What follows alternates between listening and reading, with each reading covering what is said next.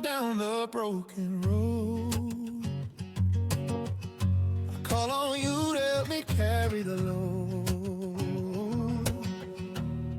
Oh Lord, you never let me down. Thank you for joining us today. Anything you hear in this podcast is not to be taken for medical advice. This podcast is for information purposes only, and should you find something interesting in the information spoken about, please consult your physician further. Hello, and welcome to the Broken Road Podcast. I'm your host, Trent Peterson. Today I'm joined by Nathan Griffith. How you doing, Nathan? I'm doing good, Trent. How are you? I'm doing good. So I met Nathan a couple weeks ago, and he's got quite the story to tell. And I'm going to let him kind of introduce himself, and then we're going to get into it and get the story told, to hopefully get the word out. So tell us a little bit about yourself, Nathan. So I guess I'm going to start when I first had the stroke. So it was beginning of football season, September of 24. I played a game, and I went home that night, wasn't feeling good, and that's when it happened. But yeah, I was playing baseball and football at that point, hoping to have baseball take me somewhere, and I guess that's not what happened. How old are you, Nathan? 16 now. I was 15 when it happened. So I think when we were talking, you mentioned that you had a pretty good headache that evening when you got home after the game. And is that correct? Yes, sir.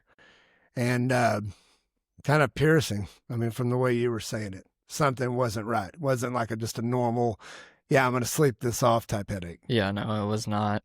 Felt like, I don't know, I just got in the shower and realized that's when it really got worse. I think my blood pressure went up when I got in the hot shower or something, so it started making it swell more or bleed more or something, and it just started feeling like there was somebody driving a nail into my head on the right side, which is where the bleed was. So you had a brain bleed, hemorrhagic stroke then. There was part of your story. I may be jumping ahead a little bit in my thing, but I mean, we're talking about it right now. So before the stroke, you were at a football game that day. You did mention that you were playing baseball as well. I mean, where were you at as far as baseball goes? You were saying you threw a pretty good fastball. How was that?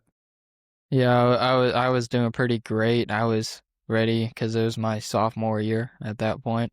I was ready for my junior year, as you can start to get recruited your junior year, and they can start actually throwing offers at you. So I was kind of getting ready for that, trying to perform the best I could and grow as much as I can. Yeah. So, How fast was your fastball freshman year?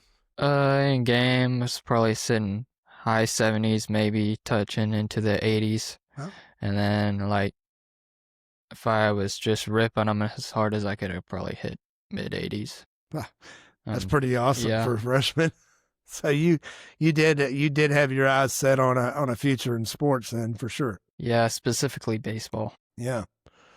Sure that can be frustrating from time to time now, looking at that and knowing that, that's not necessarily out of grasp, that you won't be able to get back there, but it's definitely been halted for now. Yes. While you're in therapy, which is why we're here today and visiting, is to try to raise some money for your therapies that you're doing now. And I've said it on this podcast quite a bit, but getting recovery for stroke is time sensitive. You go on and we'll keep recovering and deficits will get better.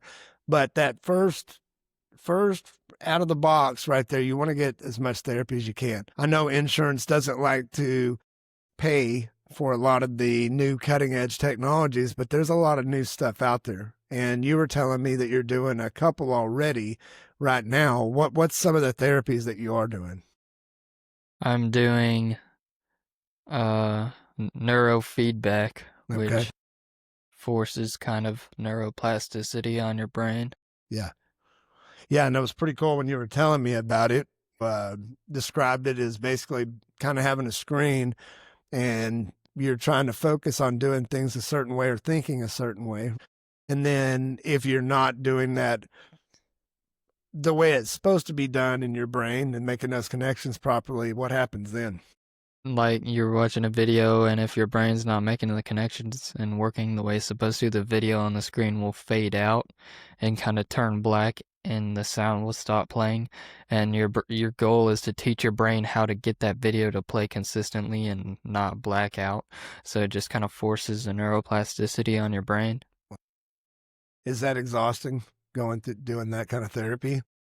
Not too bad. Like, it gets tiring after 3 blocks or so, 5 minutes at a time, but my guy will usually give you a little rest between the blocks, so it doesn't get too bad.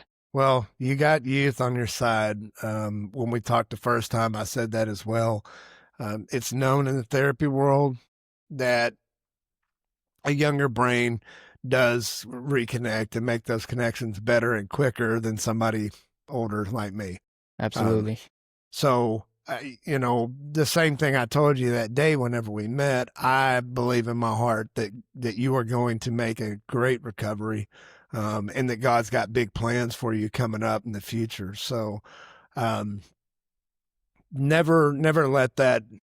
I know that it can be frustrating, but don't let that beat you down. You are doing great. I mean, really, I was so impressed. Nathan came on a basically quick, short notice and met me on his own accord, picked the place that we were going to eat at and made his way in, and was able to visit with me just like we had known each other for a while.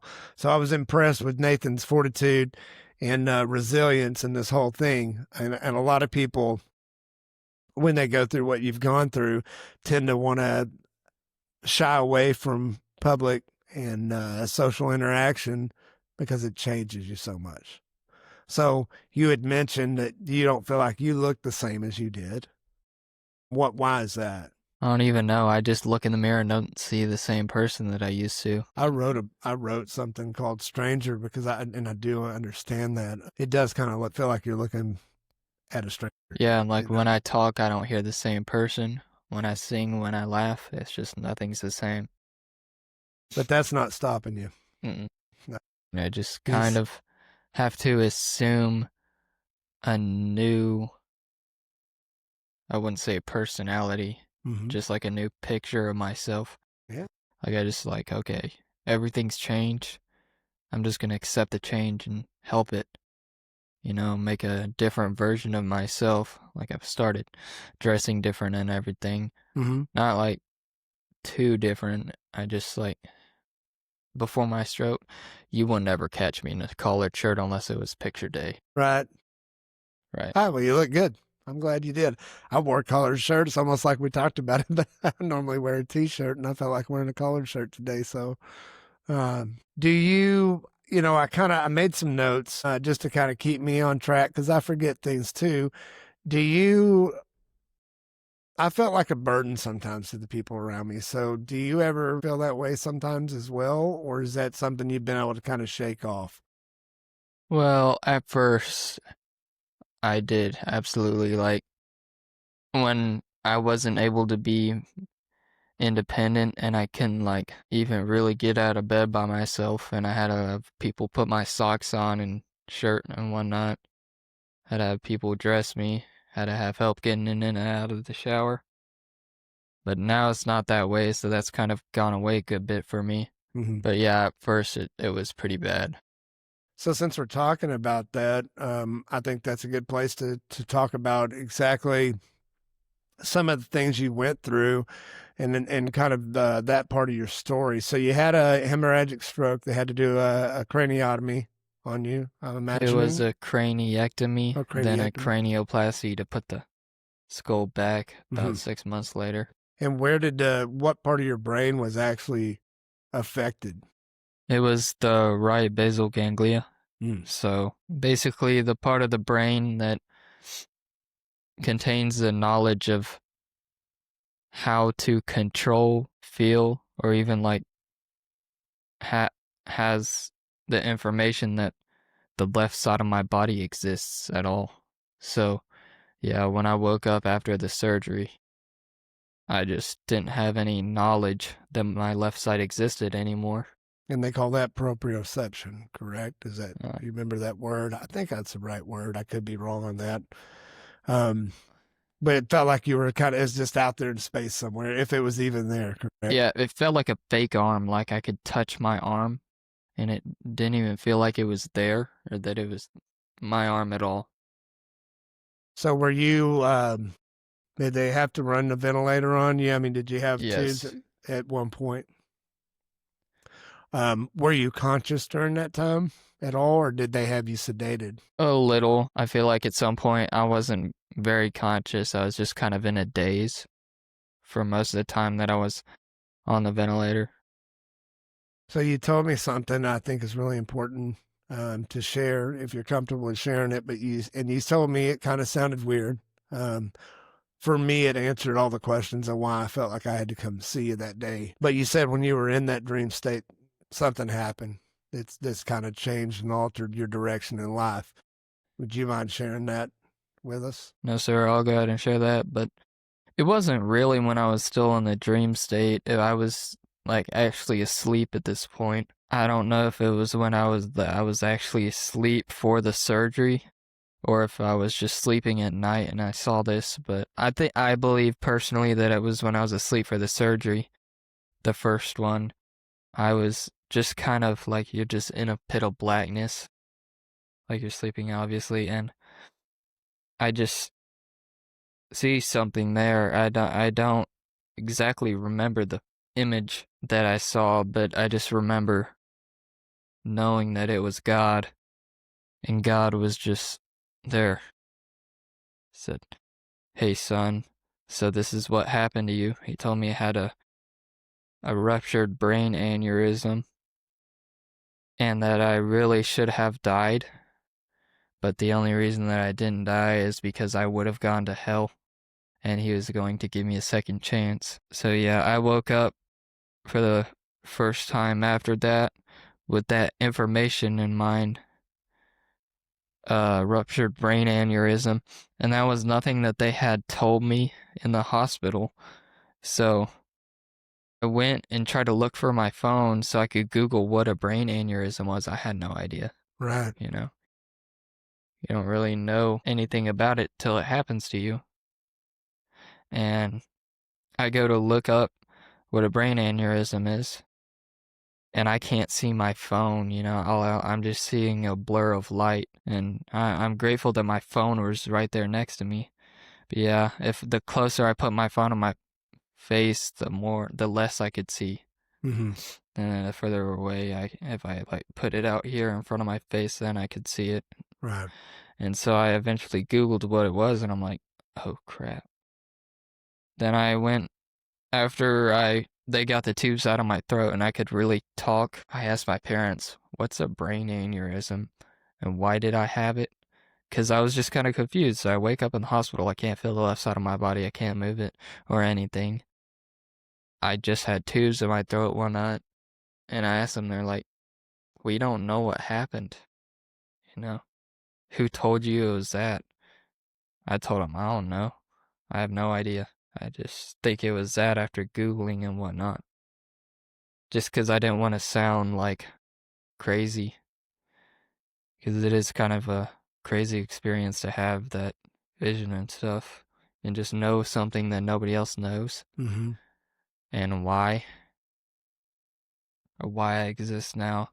So yeah, basically ever since I had that experience, I've tried to go a different direction in life than I was in the past.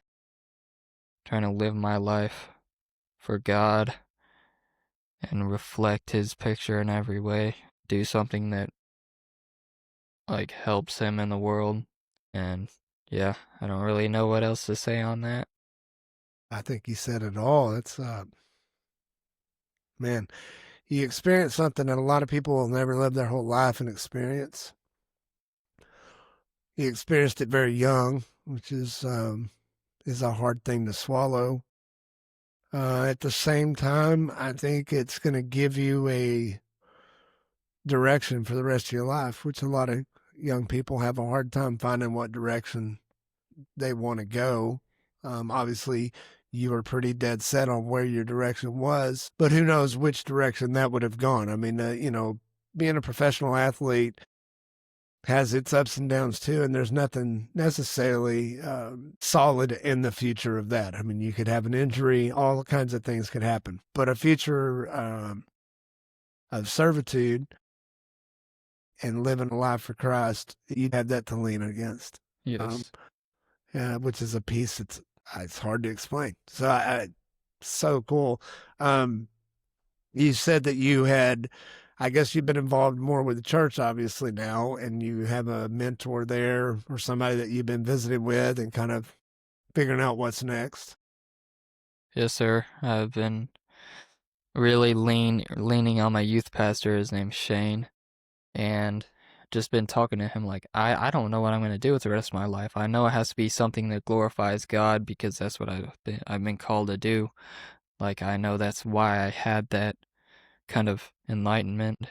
I don't know. We just prayed on it and prayed on and prayed on it together. And I would pray on it myself before I went to bed, like, God, please just, I don't know what to do with myself. I'm hurt. I can't do what I planned on doing originally. So just give me something, please, that will glorify you in my future. And one day I just woke up with the idea of what I wanted to do, which is I want to go do the college in the town next to me, which is Tarleton State University, and get my DPT so I can start doing physical therapy with people who have had the same issues as me. And I feel like I'll have an edge with that.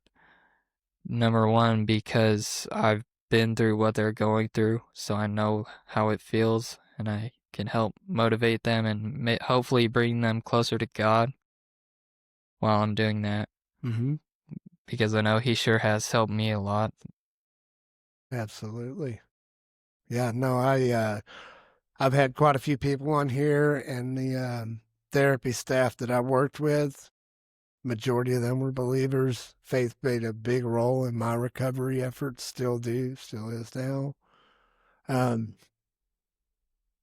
Yeah, Lee, that's amazing. That's a really awesome story. And, I told Amber that I really feel like you're going to go a long ways. And I told you that as well. And I want to reiterate it to you right now that I think you're going to change a lot of people's lives. I feel like this is just barely touching the surface of what you're about to be capable of doing. Yeah, I really hope so. That's my whole goal. Yeah. So the therapies you're doing now are obviously just overall for improving quality of life, but it's also in goals. That is the push now, is these therapies to try to get to a better spot where you can go ahead and pursue that future goal of being a physical therapist, right? Yes. So, I mean, because that is a big thing we're trying to do today, and I really want to push that home. We got a young man here that's willing to do what it takes to get to that point, has some big goals, but insurance doesn't cover a lot of these therapies, like I mentioned at the beginning. So there's a lot of financial burden there that's going on. And right now, I'm sure your parents are basically fitting that bill. Have you had help from any other areas that you're aware of? Financial help? Yes. My grandparents have helped a lot. They've But been the we biggest need to helpers ease so that far. burden a little bit. And I Yes. really think, you have a Support Now page, I believe is what that's called. We will put the links below on this video, and you can go there and directly donate to your cause. And people get hung up on that. I'm going to take a minute and talk about that. They get hung up that, well, I either can't afford it. There's a lot of people that are in financial burden that want to help that can't, but even $1 makes a difference. So I want people to know that, whenever I'm trying to push for donations for you, that even if it's just $1, that's $1 that goes towards therapies and things that are going to make your quality of life improved. And when it comes to stroke, the more you can get done in the earlier part of your stroke, the more neuroplasticity that you can continue moving in that time while your brain is still trying to recover and heal itself, the better, right? Yes, sir. Like, that's one thing I wish I wouldn't really known at the beginning of my stroke. Like, when you're fresh out of the stroke, you don't realize how fast you're progressing until you get past that point where you're not progressing as quickly. Mhm. And I just wish, like, I did a ton of therapy when I first had it, but I really do wish I would have done more and just, like, been working on it all the time and done as much as I could possibly handle during that time that I was progressing very quickly, which I did a lot. I really did. I'm I sure just you wish I did. would have done more. Yeah.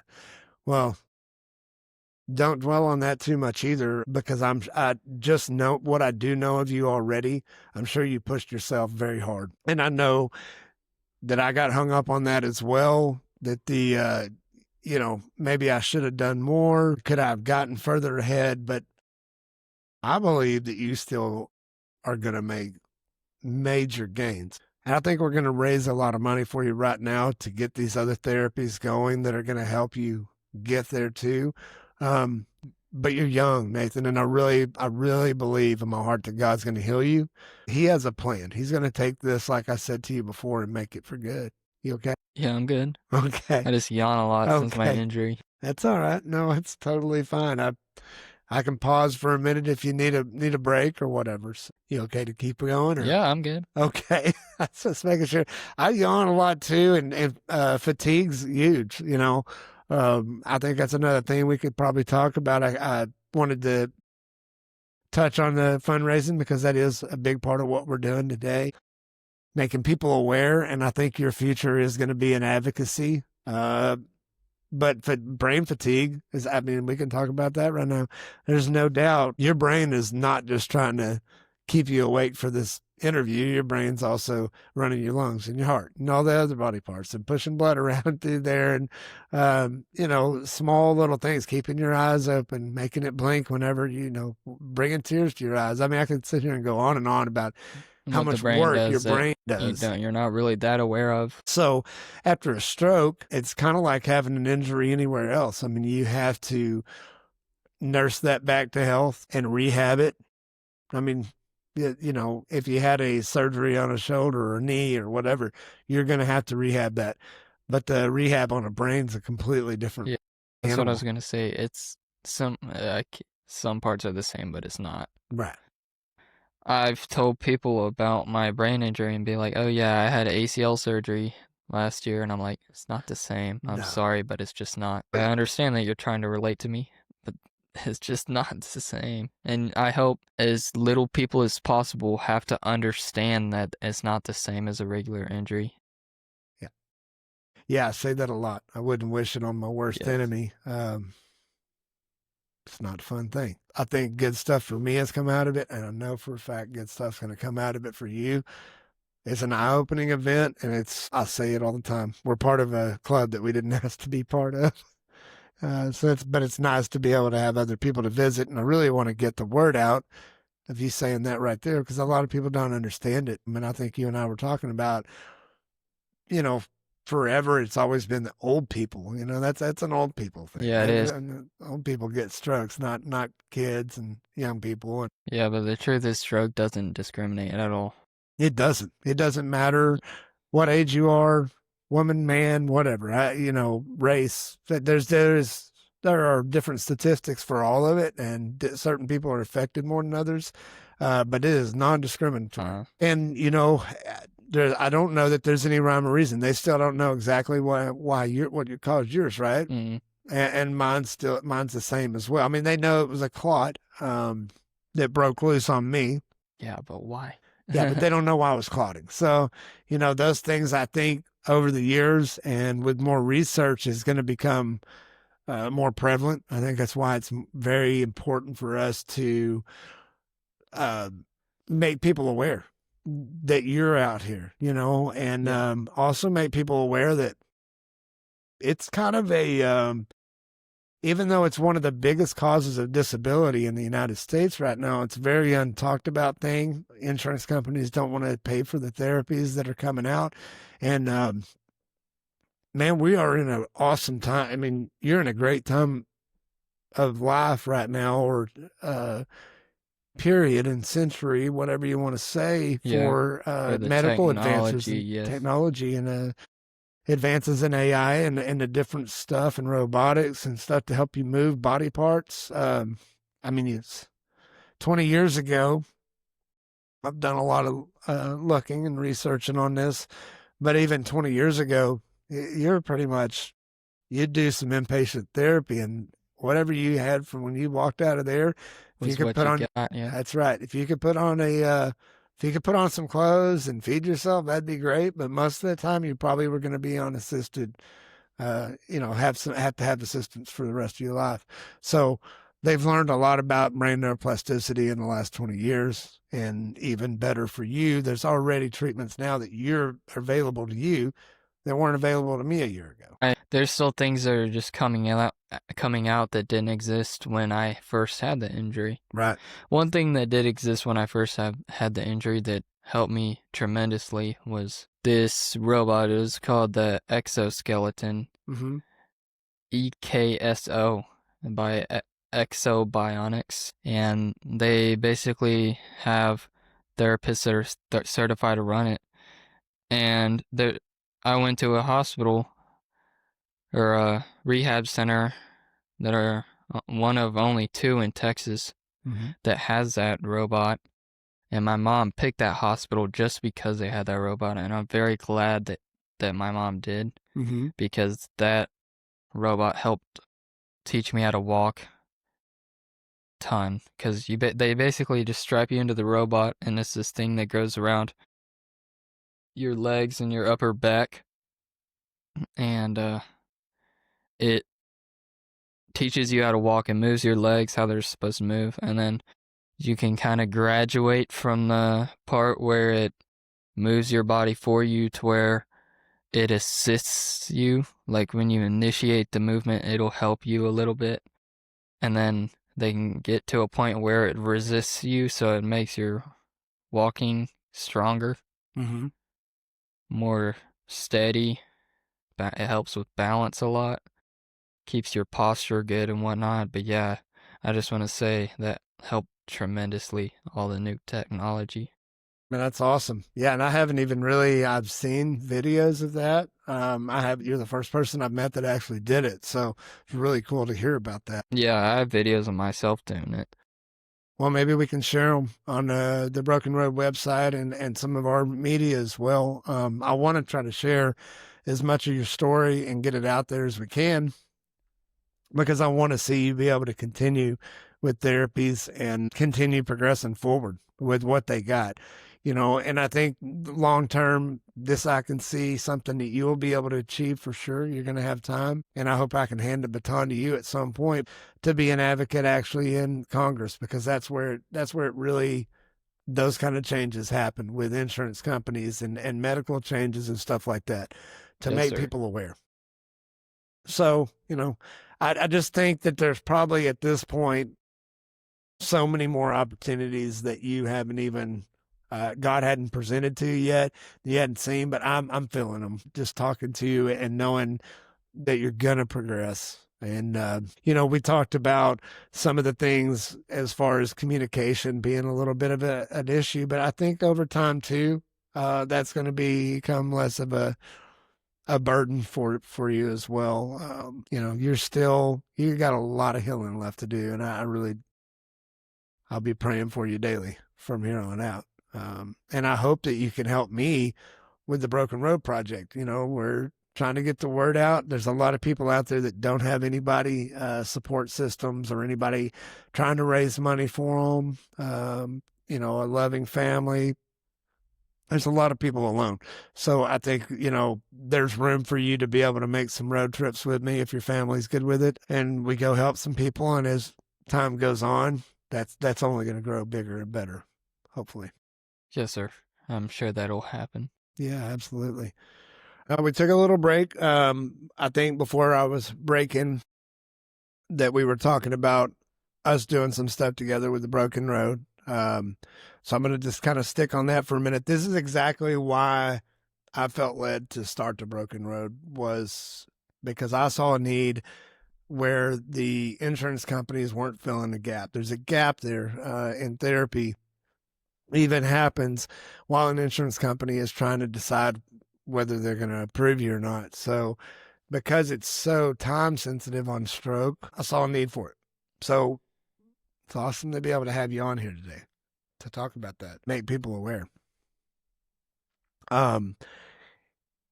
So again, we're going to be putting your donation page in the links below. I also would like to encourage people to go to the Broken Road and consider donating there as well, because in the future, not every person's going to be able to do a podcast. You know, it's awesome that you were able to get here and do this, but there's other people in the future that we're going to want to help, and I want to be able to they say, hey, I need some money for this therapy, and I can go, boom, here you go, let's go get it done. So, I mean, that's the long-term hope. Because, I mean, not everybody that has a stroke lives right here. That's right. So, and that's a good point. There's not any facilities out here, so you got a lot of fuel expense too that's coming into play. Not only fuel, but you look at that further when you're talking about a year's worth of therapy. You got tires, oil changes. I mean, just all of the things that you don't really think about behind the scenes on top of the therapy that you need money for. So it's just, it can be a financial burden, and the therapy and all of those things, nothing's cheap. Where do you go to do your therapy right now? Waco. Yeah. That's all right. And that's, how long is it of a drive is that? It's about an hour and 15 minutes from my house. And you're doing that drive on your own, which is amazing. You got some adaptive devices in your car to help you. What are some of the deficits right now that you're dealing with that you're trying to, I just kind of want to get that out there as well. Just that really my left hand and arm isn't very functional. Mm-hmm. Like, I can straighten it and whatnot, and I can kind of curl it up to my face. Mm-hmm. But I can't like open my hand and grab something. Okay. I can squeeze, but I can't open my hand like to wrap it around something and grab it. Yeah, and I saw one of the things that on Support Now said that y'all are trying to get some oxygen therapy. Yes. I know that has been shown to help with brain neuroplasticity, rewire neurons, things like that. What else are you trying to get done, and why? Really just the hyperbaric oxygen therapy. Yeah, it's supposed to bring oxygen. Well, I mean, there's a right basal ganglia, and most of it's dead, if I'm being honest. Most of it's just not there anymore, because the blood that leaks out of the ruptured blood vessel in your brain when you have a brain bleed, it becomes neurotoxic somehow, and it kind of just eats away the brain tissue that died, so it's pretty much gone. But there's still like the slightest bit of an outer edge of my right basal ganglia that is still there, and we're just trying to bring oxygen to that and get that to give information from that little bitty outer edge to the rest of my brain, so it can be like, hey, I still have a little bit of this knowledge that I can open my hand and whatnot. I can use the side of my body. Right. So, and I'm sure that's also kind of by your description, sounds like it's a time sensitive type. Obviously, the sooner the better. Yes. To be able to bring that blood back to that area and save as much brain tissue as possible. Do you know offhand how much that actual procedure or that therapy is going to cost? I think it's on there. I think it's on your. Yeah, it's on my Support Now, but okay. I don't know off the top of my head. That's okay. We're gonna again, just a reminder. We will be putting the links down below, and I highly encourage everybody to go and give what you can, and get Nathan the therapy he needs. So Amber and I prayed on it, and on top of just trying to raise the money today, we want to do something for you too. We just started the Broken Road, so we haven't had a lot of donations there, but we have had some. So we want to give you 500 from the Broken Road, and then Amber and I are going to personally match 500. I normally don't talk about doing those things, but I just feel like I want to get the ball started, and I want people to help you get to where you want to be, and I want to help you too. Yes, sir. So I understand that, and I appreciate that very much. Absolutely. Like you said at the beginning, it adds up every $5, whatever. Yeah, that's a thing. We're gonna give a big one. If you can give big, give big. I mean, let's roll with it and get it done. And if you can't, give little, because it does all add up. I mean, I try to explain that to people. If 1,000 people see this podcast, which would be awesome, and sometimes on shorts we get more than that. But if each person gave $1, that's $1,000. Yes. And in therapy world, that doesn't go very far, but it's better than nothing. I mean, there's nothing cheap about right now getting therapy for what you're going through. So. Yes, especially like when it's all got to be specialized. Like if all my therapists were to put me through the cookie cutter kind of therapy, but that's just not going to work. Right. Every brain injury is different. Thank you for saying like, that. Mm-hmm. If me and you were to do the same exact therapy, it wouldn't work out as well as it has, because we have different deficits. Yeah, and our brains are going to heal differently too. Yes. So I mean, we're just that directly recovery is special for every single person. And that's also one of my things I like to say is life is therapy. So everybody's life's a little bit different. And the therapy that it requires to get you back to what you want to do is different for each person as well. You being a young guy, I feel like we need to get you the best of everything that we can get you right now. And that's, I want to make people really aware of that, and to think and look inside and think about their kiddos.